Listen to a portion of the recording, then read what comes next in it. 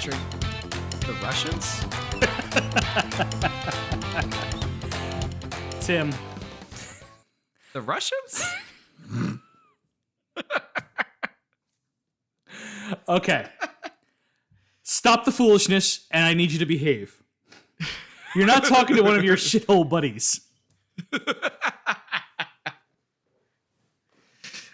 Oh my gosh. J.K. Simmons somehow has such a small screen time and steals the damn show. Two scenes, and each scene of his is just like, wow. And like, this movie is filled with great scenes, and like still, Yeah. it's like this rules the whole movie. It is great because this movie has so much zany insanity to it that it when you do get these two breaks, almost it's like your it's like the audience's connection. It's the audience surrogate. Like, J.K. Simmons is playing the audience surrogate. So like, why is everybody so stupid? And I'll be honest. If you ever get a chance, you should definitely read Legacy of Ashes: The History of the CIA. Yeah. Because this movie feels so accurate to just like how dumb everybody actually is in Washington. It's like, And yeah, you definitely feel that in this movie. And I got to admit too, and I'm kind of all over the place with Coen Brother movies. You know, I sometimes you have some bad opinions about Coen Brother movies. Oh, stop! You've never seen Miller's Crossing, you son of a bitch. Yep. Sorry, I still got to see Hail Caesar. Like, that's a good movie. I don't think you'll enjoy it as much. But Miller's Crossing, it's now streaming on Paramount Plus. I'm begging you to watch get it. After me. Maybe we'll see. Usually people get after me about my feelings about No Country for Old Men. It's usually what people come after me for. Yeah, you have bad feelings about that movie. No, I'm sorry. I don't understand. Everybody tries to explain it to me, and it still doesn't make sense to me to why you'd want to suck the complete drama out of the movie when you just cut away. Like, I hate it. But anyway. Yeah, anyway. I digress. So I'm usually all over the place. Sometimes I love them, and sometimes I'm not that big of a fan. And I was just kind of very I saw this, I think, when it first started coming out, not in theaters, but when it started coming out to rent and stuff like that. I definitely saw this in theaters. I missed the theater run, but I got it in the rental run. Right. And like right when it came out to rent. And I watched it with a bunch of college buddies, and I was kind of like, like I didn't hate it, but it didn't really hit with me. And so this is my second time watching it. And boy, did I enjoy it so much more the second time around. And you know what? If you watch it a third time, you'll love it even more. It just keeps on getting better. There is, I think you might be right, because there's so much stuff going on in the periphery and in the backgrounds of stuff that I don't think I picked up on the first time watching it that I picked up this time. That is like, oh, this is so much more fun of it. Like, because there's so much more things you would go on. Like just like Brad Pitt doing something in the background. Like he's not even in the main shot, but he's doing something in the background and it's funny. You know what I mean? Like you don't even realize some of the stuff that's going on. It's just good. God, he's a goddamn star in this movie. He's so good. Yeah. And we'll talk about my favorite scene of his later, but this is your pick. So we've kind of delayed that enough as it is. Oh yeah. Go for it. Burn Tell after reading. A disc containing shit. From the CIA ends up in the hands of two morons who work at a gym. And hard bodies. And hilarity ensues. I mean, and we'll get into it. Yeah. That's fair. So the way I saw it for this movie is that we have three main characters. And I decided they were the three main characters because we got to be inside their houses and we didn't get to be inside anyone else's houses, the other characters. So I'm like, these are the three main people the action all runs around. Right. So who we saying? So you wanted to put Clooney here, right? Yeah. Well, we have Linda Litsky, played by Frances McDormand. She's kind of the heart of the whole movie. Yeah.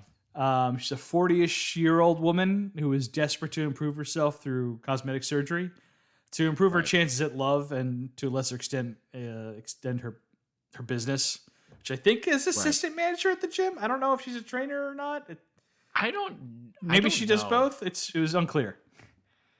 She seemed to be more in an office than anything else. That's the only time we ever saw her. She was giving a tour at one point, but that was about it. Yeah, clearly she's talked about she's taken herself working out wise as far as she could go, and that's kind of the reason why she's looking for cosmetics, I guess. But right, yeah, yeah. And then we have Harry Farrar, played by George Clooney, a married U.S. Marshal who used to be in Secret Service but has since transferred over and mostly does paperwork now. He's a serial philanderer, and he's just obsessed with sex, and it causes him problems. Sure does. And last but not least, we have Osborne Cox, played by John Malkovich, who is a recently demoted CIA agent who quits in a huff and decides to write his memoir, and which gets him into trouble. Malkovich is incredible in that, like, it's like the way he says everything in this movie. It's like there's no one else who could have done it like him. Well, the amount of F-bombs. Well, there's that too, but like the way he enunciates certain words, it's like, yeah, only Malkovich could have pulled this off. The utter disdain that he has for people and their ignorance and everything is pretty amazing. Everybody is the stupidest person in the world to him. It's like very comedic version of Lex Luthor going on here. The way he looks at people and talks to them, very "you are beneath me," kind of stuff. It's pretty funny, right? So let's get into Linda Litsky first for a little bit. Okay. She's the saddest character, and you feel like lots of sympathy for her at first. But as the movie goes on, you realize that she is just like tunnel visioned and doesn't care who gets hurt as long as she accomplishes her goals. Yeah, she gets what she wants. As long as she gets her surgeries. I mean, like at first, you see like her like desperate in the dating game and like struggling, and God, that sex scene she has with Alan in the beginning is so uncomfortable and sad. Yeah, it's upsetting the whole date, to be honest, right? Right. Well, she's like laughing at the movie and he's just like staring. It's just staring. It's a quiet dinner that they have. Yeah, obviously the sex is like even more like, oh, this is really upsetting. And then the dagger at the end. Yeah, where you find out he's married or whatever. Exactly. Right? Yeah. He's got to bring Honey Nut Cheerios home. Yeah, so I get it, and it does make you feel sad and bad for her and such. Excuse me.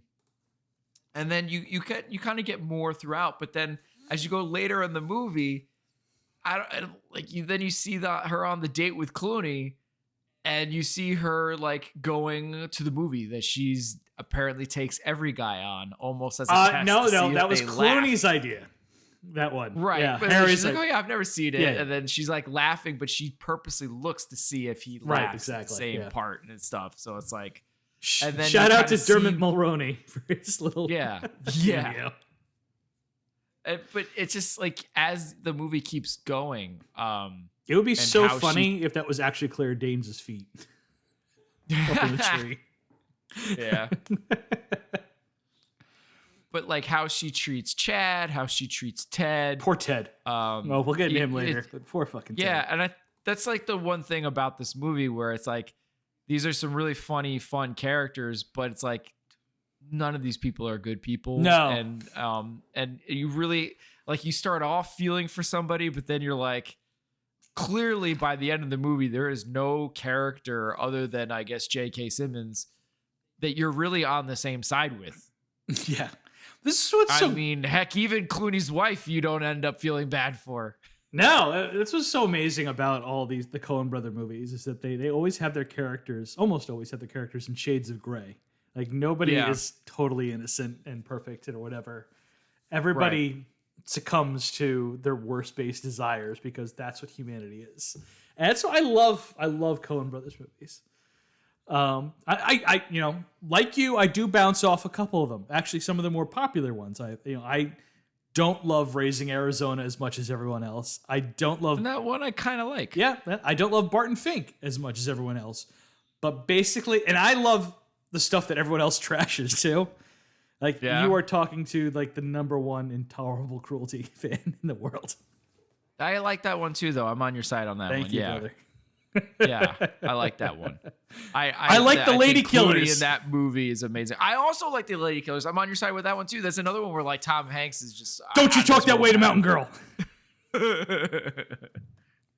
I agree. Yeah. Anyway, what's the one? A good man or an innocent man? What is the one where what's that one where he's on the roof at one point? God damn it. Yeah, and that's bothering. That's me. One you don't like, and I do like. Yeah, that one I was not on board with. Yeah, it's because you're not Jewish enough. I don't know what to tell you.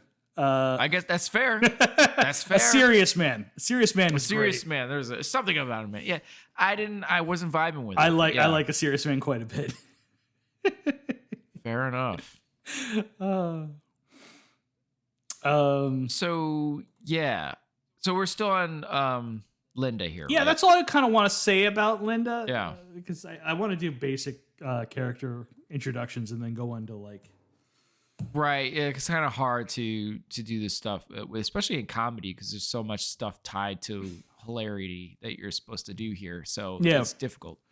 Yeah. So anyway, yeah. So Linda, hard one. You do at first feel for her, but then hard to kind of root for her at the end, and you don't even kind of see her ending sequence of sorts. Like, well, you don't get to see anyone's ending sequence of sorts. Really, that's true. That's what's so brilliant about this movie. But yeah, she probably gets the least. It makes the ending with J.K. Simmons even better. Yeah, she gets the least amount to do as far as like straight comedy, because she has to. Yeah, and a lot of it is in like the way she delivers lines that you just like, you know, if I said the line to you, you wouldn't laugh, but if you heard the way she delivered it, it is funny. I think it's the scenario too, and I think too, because she's so tunnel vision, as you put it, right, and she gets kind of insane about it to a point. To everybody's reaction to what she's doing and saying, and her pursuit of it is what makes it even funnier. Yeah, you know. So it's like, so when she's like going in headstrong about this kind of stuff, so like Ted bouncing off of it or Chad bouncing off of it. That's what kind of takes it to a funny place. Right. It was just like the Russians have rejected her. She's like, my vision is bigger. I'll go to the Chinese. You know, just stuff like that. Yeah. So next, we got to talk about Harry Farrar, played George Clooney. Yeah. I'm gonna go on a run. Harry is absolutely obsessed with sex and has a nonstop appetite and carries on multiple affairs throughout this movie. Yeah. This is my favorite type of Clooney performance, where he gets to be like an absolute unhinged, goofy weirdo. True. Okay. I mean, Clooney is a great actor. I like him when he's serious too. Lots of great serious roles. Sure. I love him so much when he does this stuff. But it's fair. I feel like a lot of times the role he's playing, he's the smartest man in the room. So this is a bit different for him, where he clearly is not the smartest man in the room. Like at all. Yeah, but there's something like he almost like channels Clark Gable, like classic Clark Gable, like okay, but with the way he like this, like the way he smiles and stuff like that. But it's played for laughs. The way he can put on these like ridiculously giant smiles, like it's very more like cornball cheese. Yes, and it's so he's using out. I love it so much. It's, it's great. That's fair. Intolerable Cruelty, it's great. And Intolerable Oh Brother, Cruelty, Where Art Thou? Yeah. Clooney playing a moron is just really great. It's almost like the Coens are angry about how good looking he is. He's like, we're going to show you the world about how dumb you are. Something like that. Yeah. So like, but he's very one track focused, right? It's just the pursuit of sexual experiences as much as he can get. But like, even when, like, once again, sorry, we went back to this, when he smiles too, you feel like him like totally becoming the character. So like it's like like he's like, yes, this character is smiling like a fucking moron, but he actually believes it and how charming he is. True. Yeah. Which I know it may be kind of stepping on hilarity, but his interaction with Malkovich and Cox's character in the very beginning, where he's eating the goat cheese, completely through it. and it's really funny. Yeah, it's great. I love how like I don't know, thrown off he is. It's the only time in the movie where he's like absolutely thrown off where someone sees through him. It's like, are you anaphylactic or are you lactose intolerant? Those are two different things. And he's like panicking because he actually doesn't know. Yeah. And then he's like almost like reacting to eating the goat cheese because he doesn't know if he should or shouldn't. Because it's a really fun thing from Malkovich because he plays it perfectly to where he is showing he's completely annoyed and think this guy is an idiot beneath him, but at the same time he's enjoying how this guy's an idiot and can't figure stuff out. Yeah. So he somehow delivers both of those experiences in that performance. And then like the manic energy he has in this movie too, where he will be on one subject, switches to another, and then switches back. But like you can see like this is like true to his concentration. It's like he knows, doesn't he? These are nice floors. He knows about us, doesn't he? Yeah. Or when Clooney finds out the connection between Chad and Linda, is an amazing facial performance. Turn. Oh yeah, the facial performance in that scene is pretty awesome. Who are you? Yeah, great. But he goes from this like I'm this amazing guy, I'm gonna help you, it's all good, baby, I got everything, it's all right. Yeah, doofy smile stuff to eventually like on a dime like. Oh my god! Straight panic, losing it. Yeah, he's losing it. Finally, we have Osborne Cox, played by Malkovich, as we mentioned. His alcoholism has cost him his job. Yeah, I can't wait to get to that part. Get into that very shortly. He tries to go out on his own to become a consultant, which is pathetic. It doesn't work out. And like I said, he writes a book about his time in the service. A memoir.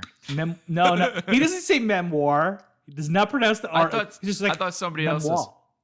Oh, okay. Yeah. Because he has to be extra pretentious about all the way he pronounces every word in this movie. Yeah. And it's so perfect and brilliant. Yes, this is a guy who went, was it Yale or Princeton? Yale. I think it. Oh, yeah, it's a good call. I don't remember if it is Yale. It's an Ivy League school, but it's like. It's one of them. Perfect. Yeah. Like, this is exactly right. Yeah. And what a perfect pairing with Tilda Swinton with that too, because I guess we'll get to that later, but it's awesome. And then and you mentioned this earlier, but his temper in this movie is always played for laughs. He goes from like 1 to 1,000,000 in record time, and it's always really funny to me.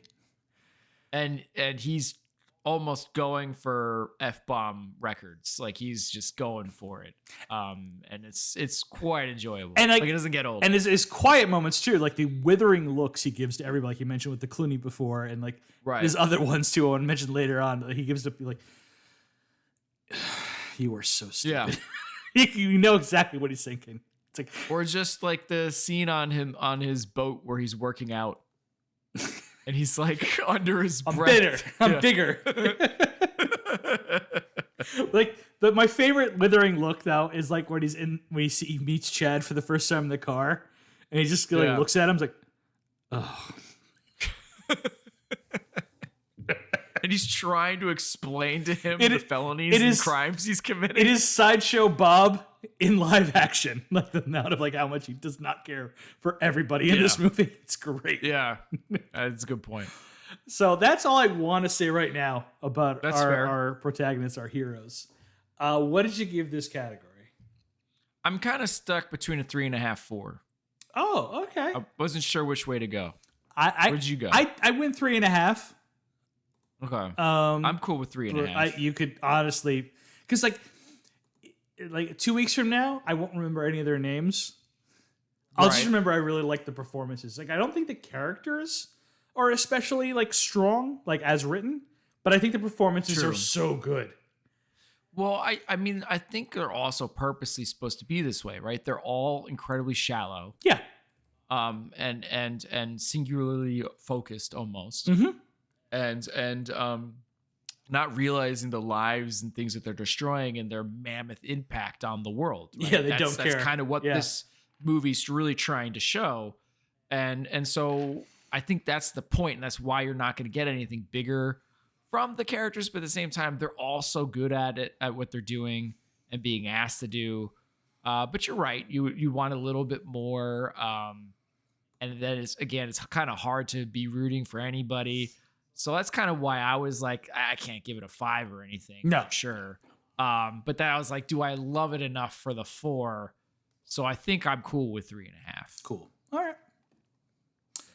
right. So hilarity, your favorite laugh out loud moments, Tim. Yeah. Okay, before you get into anything, right off the top, I just want to say I love that the Coens decided to use like the computer readout noises for the opening credits. Like just like mocking every like Tony Scott, Jason Bourne 24 movie. Every single one. It's like spy shit. There's like and I think shot of the globe as you come in. Right. It's so appropriate because I think this is 2008, right? So I feel like a lot of that stuff was late 90s, early 2000s when a lot of that stuff was coming out. Oh yeah, like that kind of stuff. Post 9/11, this was everything. Yeah, all very serious spies. Yeah, this is what killed Pierce Brosnan's Bond career. We had to be serious about everything because 9/11 happened. Yeah. Sorry, Pierce. Love you, buddy. Hey, you know what? I still like GoldenEye. Obviously, is amazing, and that was series. So, just saying. Yeah. Okay. Well, we just took this weirdly down. Anyway, yeah. So, the first hilarity is definitely him getting fired. Oh, it's amazing. It's such a great scene. It's phenomenal, and it's mostly Malkovich. Just wow. He's like a pot of boiling water.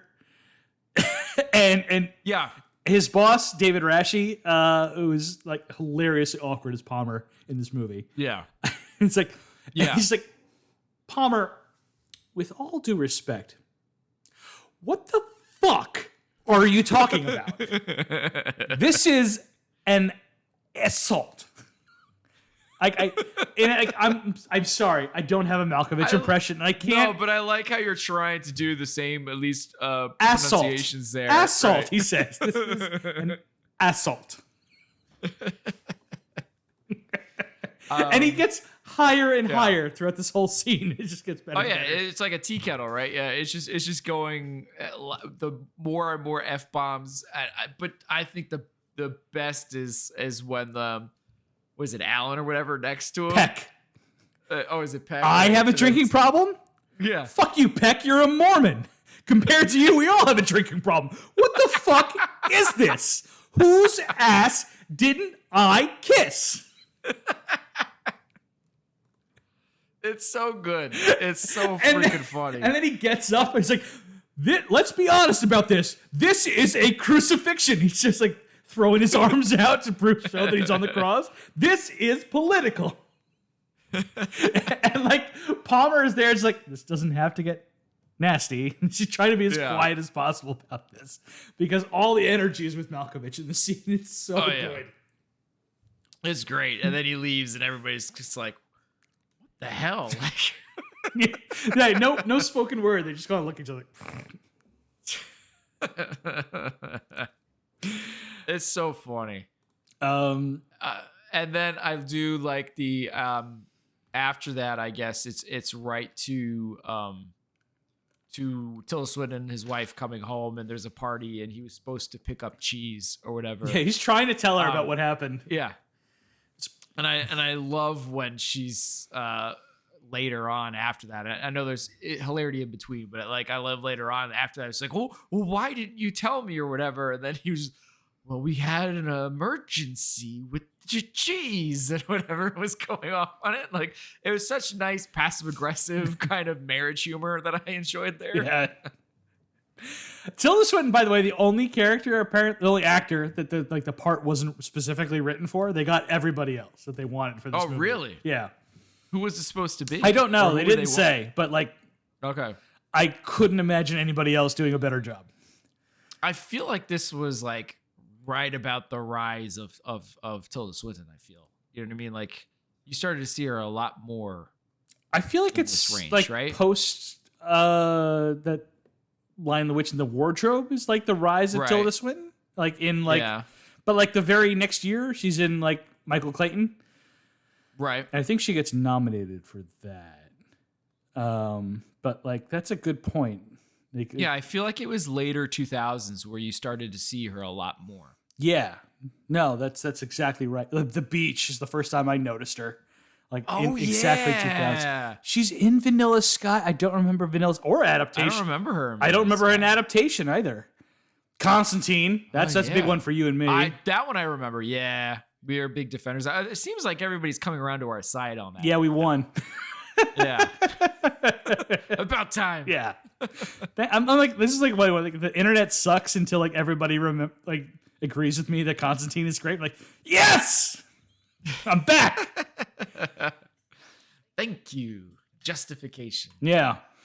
Chronicles of Narnia came out in like 2005. So like so that kind of makes sense then. Yeah. Yeah, so because it's the latter half of 2000s. Yeah, and then Michael Clayton comes out. Oh, I'm sorry, Michael Clayton 2007. So Burn After Reading was like the year after. Okay, yeah. So she just keeps on. I feel like it was this movie where I'm starting to be like, man, she's really popping up everywhere. Oh, great. Man, she's great in Moonrise Kingdom too. Snowpiercer. Oh, yeah. Yeah. This is really, yeah. We're like where she's just like cruising through Hollywood now. Yeah. She's phenomenal. Never gives a bad performance.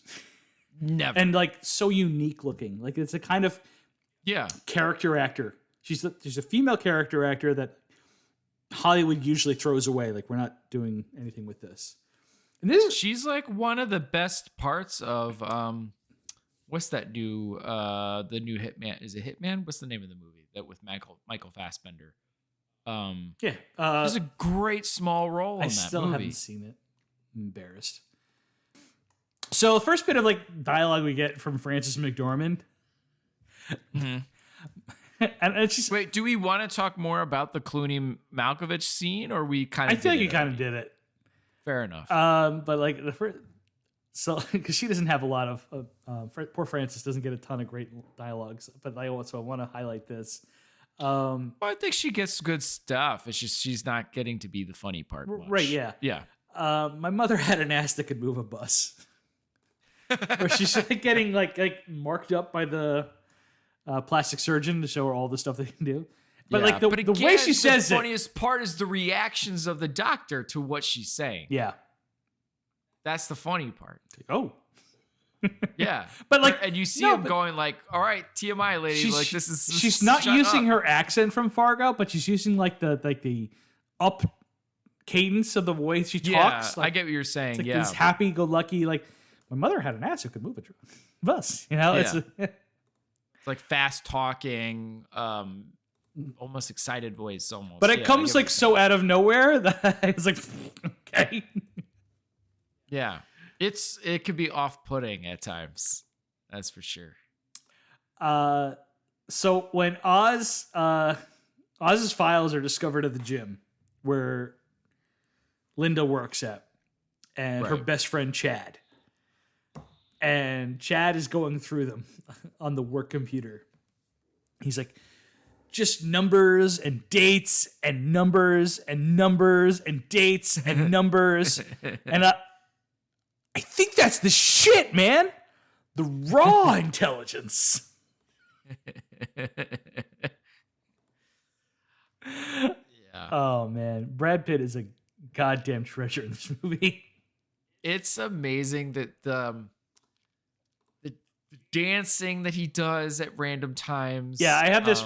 I have that all in like the supporting characters for Chad later. Yeah, it's hard though because it's hilarity stuff, right? The random dance. It's always going to be weird in this movie. With this season. Like one of the fun parts is like towards the beginning of him being introduced. Right, is he's stretching out one of his clients at the hard bodies gym. Yeah. And I love every time Ted's like, this is not hard bodies. We'll get into that later with Ted. Yeah, I know. I have actually really liked Ted a lot more this time around. Richard Jenkins, man. But he's so good. But anyway, he's like stretching this client's leg and clearly going way too much and not paying attention to what he's doing. And then eventually you just hear like a snap type of thing. Yeah. And he's like, like I can't. That didn't feel good. And like Brad Pitt's character, Chad's just like, oh, you're fine, man. You know, you're no, I think like, I heard something. It's like something's ripped. It's like, no, it's all right. I'm gonna get out of here real quick. We're gonna get some ice. You'll be fine. Yeah. You know, like. But clearly, that guy is not okay. So, I love in the bar where Linda is talking to Ted. Yeah. And she's like, I have very limited breasts, a ginormous ass, and I've got this gut that swings back and forth in front of me like a shopping cart with a bent wheel. Just like the most epic, brutally hilarious self-takedowns I've ever heard in a movie. A gut that moves back and forth like a bent wheel in a shopping cart. She's going so fast that like Ted can't even like keep up. Like he wants to say a comment to one thing, but she's already went like 3 things ahead. So like he doesn't even know where to react. Yeah, I do have it written down here. Chad's victory dance is like fucking iconic. They're amazing. Yeah. I mean, they were showing that stuff in the trailer. Yeah. And I guess you got to save it for side characters, but man, his death. Oh, I think I actually have this incredible. That's later on. We get to it. Yeah. It's pretty impressive. Yeah. Brad is great in this movie, but I want to talk about Brad. Yeah, later. Fair enough. Yep. Do you have any water? I gotta hydrate. I have tap water. Are you kidding? Yeah, he's like looking through the fridge trying to find something. Yeah, I don't know what the hell he finds. Like I don't know, orange juice or pineapple juice or something like that. I think it's something weird. Yeah, it's like pineapple juice or something. Like it's not orange. And then he starts like doing this like waddle dance. He's like, I got his number. I got his number. So he has found out where Oz lives and what his number is, and he's gonna call him, start blackmailing him. But it's another sad part where you start to feel bad for Chad. You start to dislike Linda a little bit more because it's like clearly he's not smart and he doesn't know how to handle. Well, this is all his idea. It is at first, right? It is his idea, but he has But you can see he's more simple. Yeah. And he's more thinking literally like by like tenths of a point under Linda. Yeah, exactly. But he's more thinking, oh, he's just gonna be good Samaritan. He's just gonna be nice and give us some money. Like he's not thinking I'm blackmailing. Yeah. Like he's not bright enough to realize that. And Linda picks up on this and realizes this is her ticket to getting her surgeries. So all of a sudden she starts to step in and completely messes over a failing. No, but even before Chad. that, let's get into the conversation. Yeah. Is this Osborne Cox? I'm sorry to be calling at this hour, but I thought you might be worried about the security of your shit.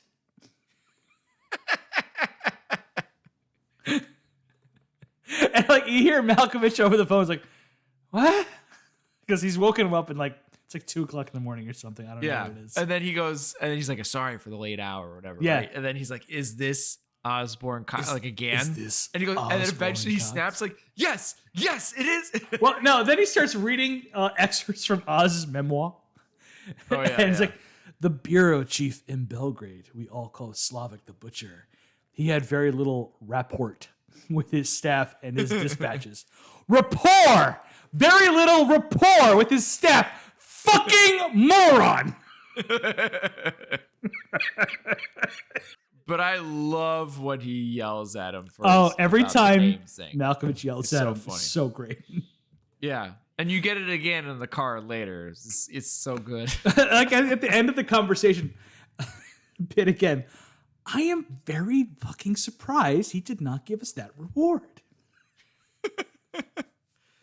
But and it's so sad too, because as it goes on between him and Linda, you could clearly see he is completely lost. The way he is so bummed the out, control of everything. The way he is so bummed out every time she makes him wear a suit. Her suit, yeah.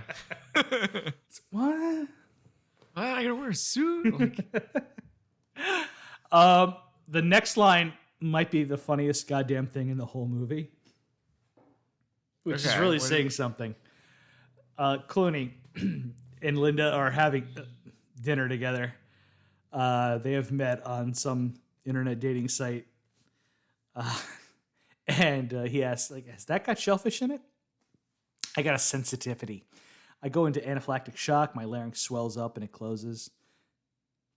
What the hell? Live dangerously. Can't always wear a condom, right?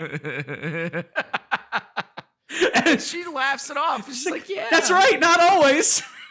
It's such a shame. They seem like they'd be so good together because she seems to be down for all of his insanity. I laughed so fucking hard. Can't always wear a condom, right? What? That's actually, I have to say, that's like one of the fun the times where I'm laughing at Linda because I thought her reaction. Oh, it's equally funny. We're just like, that's right. You can't always. Yeah. Or when, because there's a portion of this movie where Clooney's character is building something in his basement, and you don't know what he's building. Yeah, I have this later. Yeah. Yeah, you think he's like, is this guy actually a serial killer or something? What is going on? What is he going to do in this basement? And then he finally shows Linda what he's made in the basement. And it's a sex toy contraption machine thing with a dildo and everything in a chair. And Linda's like, this is amazing. Like, so excited to see it. It's like, oh, man. And he's like talking about it. I was like, he's like, he was displeased with like how expensive they were, so he just built his own. Yeah. But like, you're not sure. Like, you see him going to Home Depot buying pipe and stuff, and like soldering shit together in the basement, and he doesn't want his wife to come down and see. So you don't. And he knows that people are following him at this point, so he's not sure what's up. Yeah. Like you say, like it's a spy movie, so you think, was it a bomb, whatever? And like, no, it's like the dumbest goddamn sex toy, and I don't understand how it works. Yeah. But, and I love how he says the dildo is the most expensive part. And every time that dildo is like the MVP of the movie. Every time it pops up, I laugh. Because it rocks back and forth, and like as it rocks forward, the dildo pops up. And it's just, I don't know why. It's funny every time it does. It's like this pink dildo, like, whoop. But I have to give it to her. That was a funny, like, her being so gun-ho and excited for it. It's like, there's something wrong with these people. Yeah, oh my God. All of them. So the next part I wanted to mention was, like, Chad's meeting with Oz in the car. Yeah, in the car. You punched me. Wait, before that. Yeah, I know. All right. Let me explain something to you, Mr. Black. You know who I am. I know who you are. Perhaps, but appearances can be deceptive. Yeah, what you're engaging in is blackmail. That is a felony. That's for starters. And like, Chad gets quieter now. Appearances can be deceptive. And then like this, like the hurt look on Chad's face after Oz just like punches him in the face. Yeah. He's so stunned by it that he repeats it again when he gets out of the car and Linda talks to him. He's like, he punched me. But he's so over his head. You just, poor guy. And then, like, as the Southerners would say, bless his heart. For real. Right? Like it. And then, like, outraged, Oz is not paid up. Linda and Chad, like, chase after Oz. She goes psycho. And Linda slams into his back bumper and then goes to the Russian embassy to try to sell the shit there. And, like, the Russian that they meet up with is like, you are not ideological? And, like, they wait, like, 3 seconds, and then Chad's like, I don't think so. Great. Yeah. And they're so, like, stunned by it all. Like, what? The next thing made me laugh really hard. So Katie Cox drops Harry off 5.2 miles from her house, 5 and a deuce. Yeah. So he can go on his traditional post-fuck run. Yep. And Katie has to happen. He does it every time. And Katie says, I'm amazed you have the energy. He's like, you kidding? Pull around the corner and we'll do it in the back. It's like, you're so coarse. No, back of the car, not a rear entry situation. The way Chloe looks like, no. It's like, no, this is innocent, I swear. So great. And then as Tim mentioned earlier, the look on Chad's face right before Harry shoots him in surprise is the funniest fucking. He gives this cheese like, hey. Yeah. I don't think I feel like the first time I saw it, I was just mad and bummed out. Yeah, we lost Chad. that we lost Chad. That I didn't even notice it. And I noticed this time around how funny Clooney is. Smile and. Both. Yeah. Like the first off, the smile that Brad Pitt it's like so instantaneous of him giving this like cheese ball, like, hi, I don't know what to do here, smile. Yeah, like, to whoops. And the immediate shot in the head to go with it. It's so bang bang, no pun intended, quick with it that I never realized how funny it really looked. And again, yeah, Clooney's like clearly panic shot type of stuff and how he immediately drops the gun. Yeah. I love that we're post all the Oceans movie and like George finally gets to just like kill Brad Pitt. Fuck you, man. So then we get to the MVP of the movie. The first debriefing with Palmer and his boss played by J.K. Simmons. Yeah. The Russians? Russians? Well, I love too when he first brings up Cox and everything. He's like, oh, well, what's his security clearance or whatever? And it's like something low, like 3 or something. Like, okay, no biggie. All right, whatever. Yeah, like whatever. Who cares? Okay. And he's like, well, there's no. That's like at the very end of it, but yeah. But the end is like, report back to me when I don't know when it makes sense. Yeah. This is like, if we have a chance, I gotta look into this. If we can like go onto you and like put in this clip or at least a bit of it, and just like because the way that, and you really should take a chance if you haven't seen this movie to watch this scene for yourself. Yeah. Like all the facial expressions on J.K. Simmons, where he's just like incredulous at how dumb everybody is. Yeah, it's just so perfect. He's the audience surrogate, and he's trying to understand what's going on, and I have to say too, what's his name? The guy who's reporting to him, Palmer, also does a great job because he's also kind of putting his hands up, like, we don't really know, like we're a little fuzzy we're still on trying her. to figure that out. Yeah, we don't really know the motive here, or like where Clooney then has to dispose of the body. We don't actually see any of this happen. We get the report about it. It's like, well, and then he threw him in the river or whatever, like the Chesapeake Bay. Right. What? Why would he do that? I don't know. Yeah. We don't know. Yeah. Well, did somebody get the body? Yep. We got the body. Yep. Yeah. Well, who is it? Yeah, and I don't know. We don't. Just hold it. We don't need to release that or anything. Like, just burn it or whatever. Yeah, burn it. All right. So great. That's another funny bit, right? Because he's Chad is such a character too that it makes sense that it's like it's no one's suit, so the tag and stuff is cut off. No, there's a line of dialogue where like Linda instructs him to remove the tags and any dry cleaning or whatever tags or whatever they might be in the suit because he has to be careful or something like that. She tells him that in the Jamba Juice that they go to right beforehand. And of course, like Clooney interprets this when he sees all this, like, must be some kind of spy, some kind of spook. Right, he's got a spook or whatever, right? Yeah, he's got nothing but a couple bills in his wallet. There's like nothing else in there. No ID, nothing. And that's what they say too when they're giving the report, like, we don't know who this guy was. Yeah. He had no identification. It's like, this is such a sad way for Chad to go. It's so brilliantly stupid, though. Like, I love this. Yeah. It is. It's really funny. So, Linda, time goes forward. Linda is freaking out that Chad is missing. And she has a little heart-to-heart with Ted, her boss, at the gym. And Ted says, Linda, a man was in here earlier asking about you.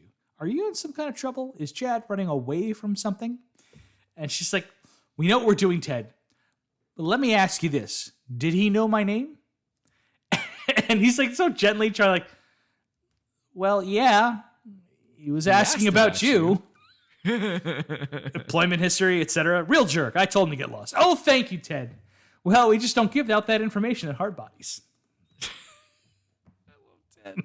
Wait a minute, can we totally skipped over, and I don't know if we're trying to do it in side characters, but the part where they are looking up what's on the disc or whatever on the information. Numbers and dates. Yeah, numbers. I did right, mention that.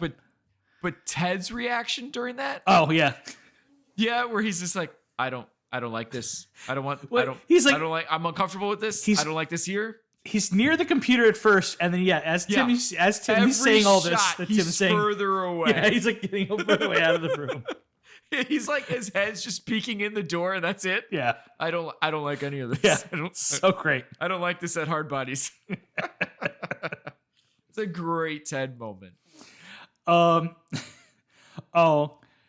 small and dumb joke, but I love Linda. Constantly calling Koropkin at the Russian embassy Krapkin. Yeah, it makes me laugh every time. I'm sorry. Listen here, Krapkin. Stuff like that.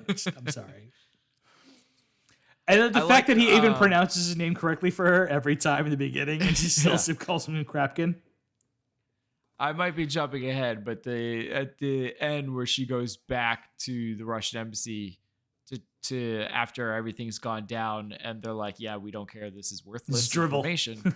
Yeah, and I love how she's like, "I will not stand for this. I'm an American citizen." She's going off about this in the Russian embassy. It's about her rights to give information. Beautifully stupid. It's so great. So Harry is quietly freaking out at Katie's house about killing Chad and disposing of his body. Harry doesn't know who Chad was and has been noticing people watching him throughout the movie. So he's lost in thought, cutting 1,000,000 carrots. Oh, yeah. And Katie calls him out for acting weird. And Harry's face starts twitching. There's this twitch in George Clooney's face as he's reacting to this. And he's just accusing. He's like, I've been trying to keep quiet about this, but you are a really negative person. I've been trying to keep upbeat, but I can't anymore. And Katie's like, stop this foolishness and behave. You're not talking to one of your shithole buddies. And then Harry stomps around the house for a hilarious long time. I don't know if it's quite a minute, but it feels like it is. Well, because he goes all the way upstairs, and you hear him stomping around. He comes back down, and he's got the sex wedge pillow that he brought over, tucked under his arm, and he leaves the house in a huff. And it's like, I love too when Brad Pitt is hiding in the closet before he dies, and he's looking around, and there is a shot of him noticing the pillow on the bed. And Brad Pitt's face, like, what is that? Yeah. Like, he has no idea. It's a sex wedge, Brad. Yeah, but it's funny because there's a part where they're looking or spying on the house, and you see Clooney pulling it out of the car. Like, you see what this thing is quite a lot before you get clued in on what it is. Well, he's such a Some of us are kinkier and knew what it was immediately, but okay. He didn't need to see it on the bed. But Brad doing the. Oh yeah. I don't know what you would call it, baby arms to the left and to the right, while he's listening to something on his headphones. Yeah. So after leaving Katie's house, Harry spots a guy eyeing him from across the street of Katie's house and decides to ram him with his car. And this is the second movie this season with the guy can't escape his parallel parking spot. Yeah, that's true. It's like the same joke, basically. Yeah. So it ends with Harry attacking the guys. He tries to get out and run away, and he finds out the guy has been hired by his wife to track him because she's preparing to divorce him. Right. And the look of Clooney just dumbfounded, and the wobbly walk he has away from the guy is just hilarious. Yeah. And the guys making fun. It's grow up. It happens to all of us. Yeah. And then it's you find out later the wife is cheating on him. The very next scene, we find out the wife is cheating on him with somebody else in Seattle. There's always a bigger fish. Oz freaking out on the bank when they ask him about his account number and he can't remember it. Oh, yeah. Is super hilarious and relatable. Do you know your checking or your savings account number offhand by memory? I don't.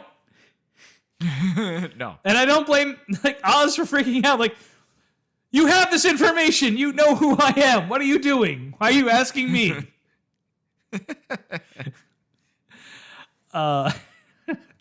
And then we get Harry angry about his impending divorce, and he takes a sledgehammer to the sex chair, and like as he's smacking, destroying it, the dildo keeps on popping up again. Keeps going up. Yep. So fucking great. Then you get Oz marching home to his other home from the boat. Yeah. To his underwear, in his underwear and bathrobe while holding a hatchet. It's just a tremendous visual that makes me laugh. I like to where because he calls his wife first. I have the new key. Yeah, I have. Well, yeah, and then he's well, she's seeing a patient, sorry, or whatever, and then he makes a comment. The same patient since yesterday. Yeah, and then tell my wife I found the new keys, and then you see him pull out the sledgehammer. So yeah, no, the hatchet was a hatchet. The hatchet, hatchet. Sorry, fun little bit though. So it's an amazing bit of visual comedy with Harry. And I'm pretty sure, isn't he still in a bathrobe and stuff too? No, like he's got nothing but out of a tank top, undershirt, boxers, and a bathrobe, and that's it. Yeah. So the next bit is Harry freaking out when Linda tells him the last place she knew Chad was Oz's house. And there's like the way he the transformation on his face from being like confident I'm going to help this girl out, find her friend, and to like, who are you? CIA, NSA, military? And Linda just stares at him thinking he must be playing some kind of funny game with her and enjoying the bit. And then he's like, I'm just Linda Litsky. And then Harry notices like everybody around him, both is like following him. It's like there's like everybody from every direction is just like got either a camera or they've got an earpiece or something. It's like the way he runs away is hilarious. Yeah, he's just gone. And then you find out later in the breakdown that they caught him trying to go to some country. Venezuela. And I got into that a little bit. Yeah, and he's like, Venezuela? Extradition, sir. No, that's not how it goes. And I will get into it. How does it go? Let's save it for the end. All right, fair enough. It's like that's an epic ending. Bit. Yeah, it is. Yeah. So Linda leaves the park, and it finally dawns on her that she's being followed too. So you got a car behind her, a car pulling up to the side of her, and then a helicopter directly above her with a dude peeking out of it, taking her picture. And she's like, "For Pete's sake!"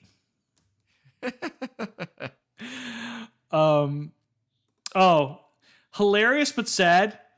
The confrontation between Oz and Ted in the basement. Oh. It's like, yeah, you're with that moron at the gym. It's like, you're part of a league of morons. It's like Oz has just lost his mind. Yeah, he's had it. He's been in there getting drunk, stealing Katie's jewelry. Yeah, because she cleaned him out, basically. Yeah, she took everything out of the joint checking account. Yeah.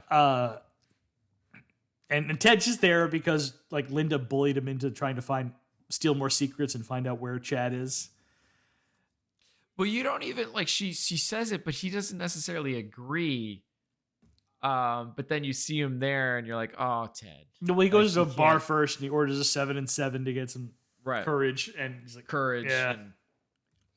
And Oz decides that today he wins, and he shoots Ted, who momentarily escapes, only to be hatcheted to death by Oz. Yeah. And then it just starts beating him up in the street, and that's after chopping him 3 times with a hatchet, 3 or 4 times, it just quick cuts to J.K. Simmons back at the CIA. He's like, wait, what? And he's just trying to get a handle on this shit with this exasperated look on his face. And, and Palmer, like you said, can't figure out why Harry would try to run away to Venezuela. And he's like, J.K. is like, you don't know? No. We have no extradition with Venezuela. Oh. Which just shows you more dumb. Yeah, people. Exactly. JK just nods at him like he's a dumb moron. Like, oh, he's slow. And then Palmer tells his boss they got rid of Ted's body, but there's a snag. The guy who was tailing Oz felt he had to step in when Oz was killing Ted, so Oz got shot. And JK's like, good, great. Is he dead? No, sir, he's in a coma. In a coma. And like the nod, like, oh. Yeah. Well, let's hope he doesn't wake up, right? Or something like that. Yeah. And he's like, well, yeah. He's like, we think he won't wake up. He's got no brain activity. He's like, well, deal with that if he ever wakes up. And he's like, well, is that it? Is it over? And so we're done. And then Palmer reminds him about Linda, and Jake is like, oh, no, fuck, yeah, right. Forgot about her. Where is she? She'll play ball as long as she gets her surgeries. We picked her up. We have her. We have her? To do what with? and Palmer's like, well, she agreed to stay quiet if we pay for her surgeries. And Jake's like, fuck it, pay her. And he's exhausted at the end of this. He's like, what did we learn here, Palmer? I don't know, sir. I don't fucking know either. I guess we learned not to do it again. Yeah. Fucked if I know what we did. Jesus fucking Christ, and he closed the file. End of movie. What a great way to end it.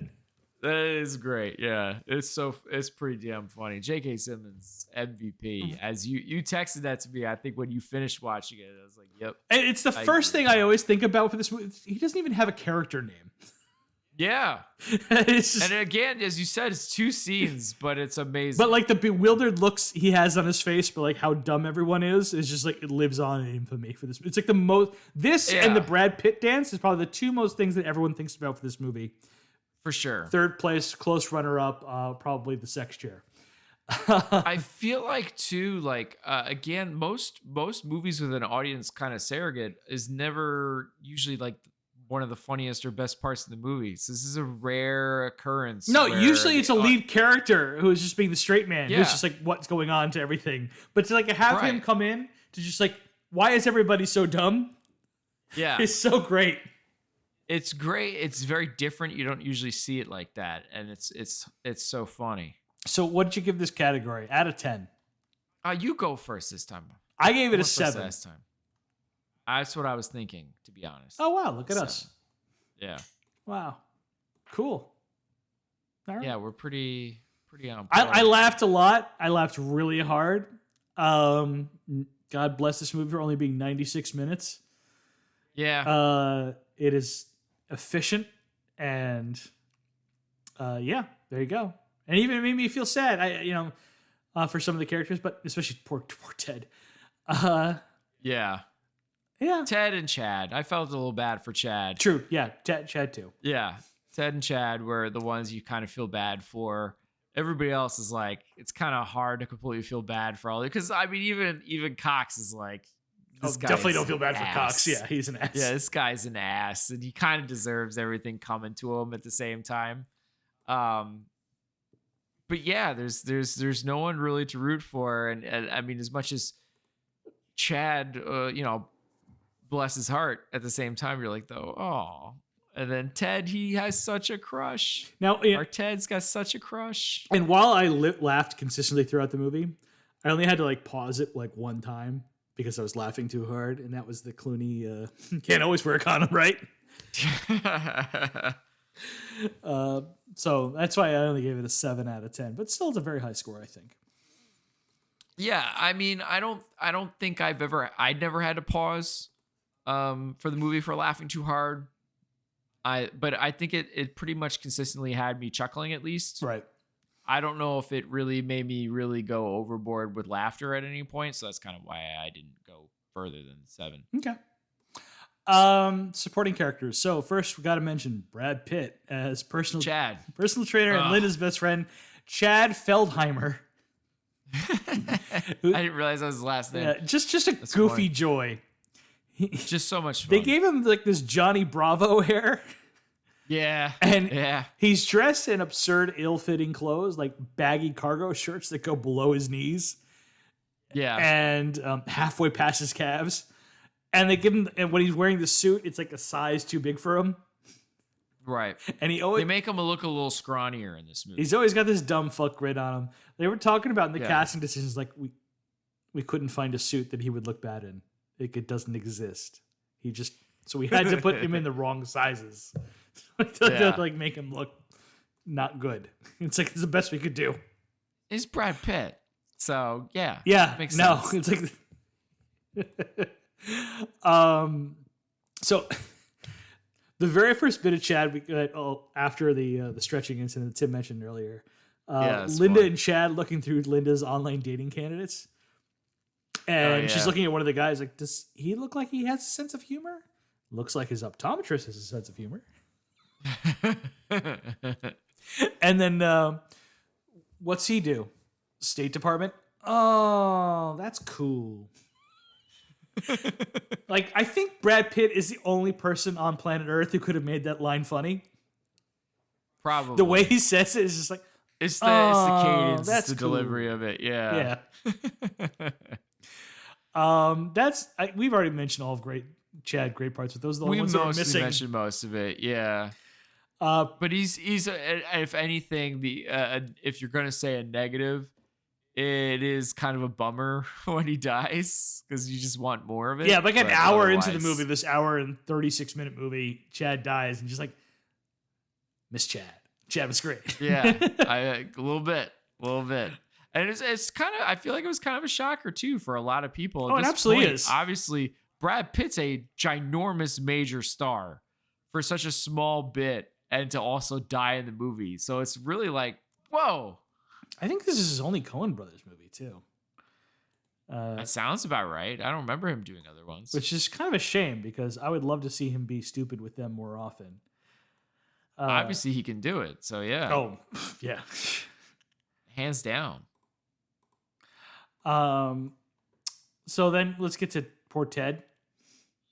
Oh, Ted. Anytime he makes a comment about how noble and amazing Hard Bodies is, basically, this is not what we do at Hard Bodies and stuff like that. I always chuckled at it every time. The manager of Hard Bodies Gym. He's a former Greek. Takes it so seriously. He's a former Greek Orthodox priest turned gym manager. Which is such a weird backstory. I love it so much. It's such a weird one. It's so funny. And he shows the picture. Through the beard and everything is great. Yeah. He's desperately in love with Linda, but doesn't have the guts to tell her. And he somehow overlooks all of her insanity. I know. He's like, there are a lot of guys who like the way you look. And she's like, yeah, losers. And the camera does like this slight close up of Ted's face. You can actually see his heart break in his eyes. It's basically they're trying to do their version of Charlie Brown with Ted. Like it should just all of a sudden the music should kick it. Do do do do.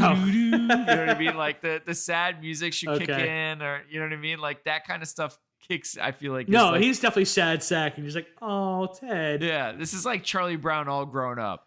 Oh no, poor Charlie Brown. But it's kind of true, right? Like you see Ted doing this, you're like, they're gonna move the football again, Ted. Don't do this. Tilda Swinton as Dr. Katie Cox, married to Oz, who was in the middle of an affair with Harry that she thinks is leading to something bigger. Yeah. She's harsh and controlling with everyone in the movie, and that's why it's such a great delayed joke to find out near the end that she's a pediatrician. Yeah. The little piggy on her stethoscope. Yeah. And her frustration as she's trying and failing to get a kid to open his mouth is just fucking hilarious. It's really funny. Look here, young man. And I love how they both she's the wife, Clooney's wife refers to her being like a cold bitch. Yeah. Stuck up bitch. Wife refers a stuck up bitch. And then Clooney's then Tilda references the wife the same way. Like they both think of themselves exactly the same way. I think it's actually funny. Clooney who calls Oz a stuck up bitch, and then Harry's wife calls Katie a stuck-up bitch. Yeah. Well, yeah, because I think he's saying like because he didn't like him. Right. I don't know when we go there. Yeah, and she's like, "Fuck, not her." Like, yeah.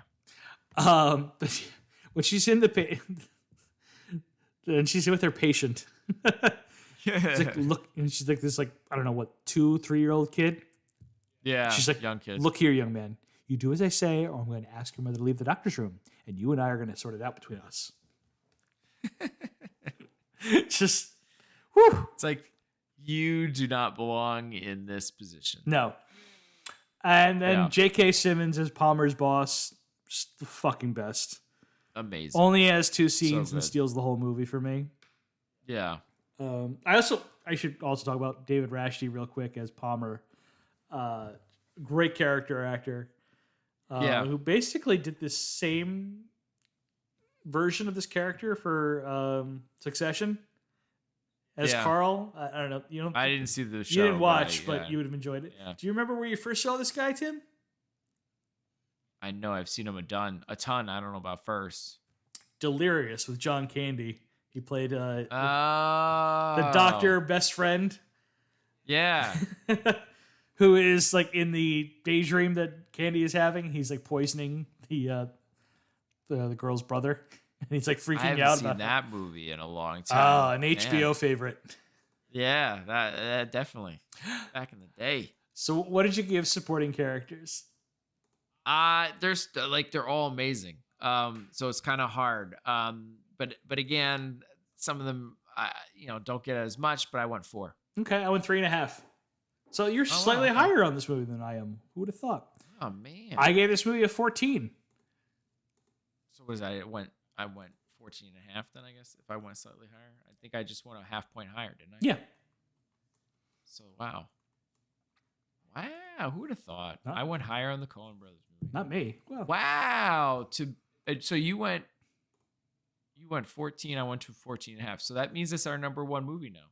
Yeah, out of the 3 movies we've seen, yeah, this is number 1. Wow, I really like Pineapple Express, but me too. This is better.